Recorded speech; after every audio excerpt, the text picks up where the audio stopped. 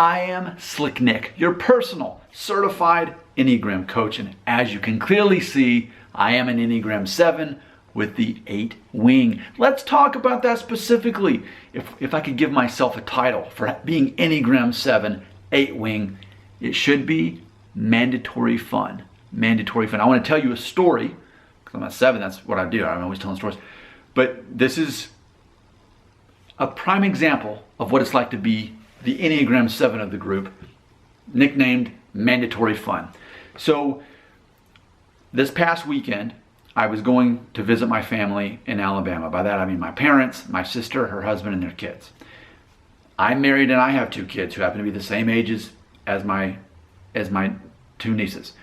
So I was letting my sister know we're only going to be there for a little less than 24 hours, based on what we had going on in Tennessee, where we had, we're going to Alabama, we got to get back to Tennessee, and we got 24 hours, if that. We got to make it count.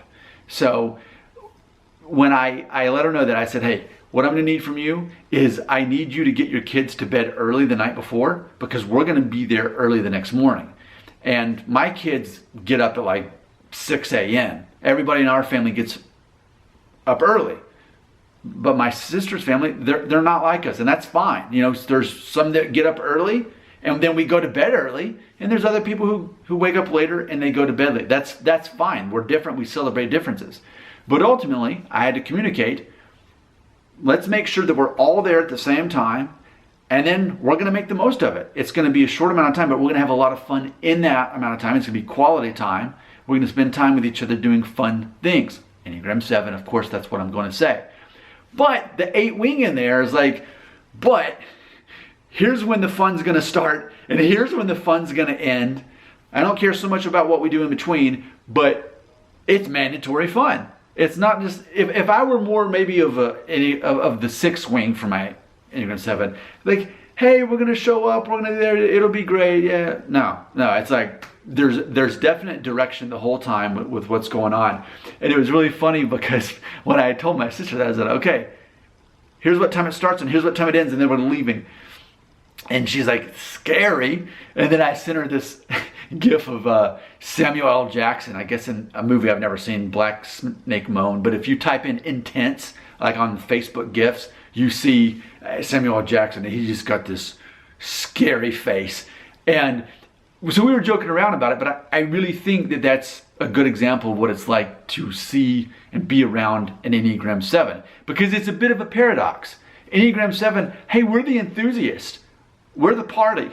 But because we got the 8 wing, we got that little bit of anger going on, our anxiety isn't so much oh no, what's going to happen? Our anxiety is, I'm going to be upset if this doesn't work out, especially as it relates to my time.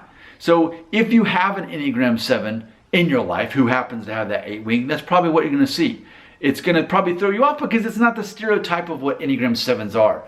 Enneagram 7s are stereotyped as these flaky people who are all over the place, can't commit. But when you have an 8 wing, it changes everything. It's still a lot of fun, and there's total optimism the whole time. But the threat is anything that may hinder that fun.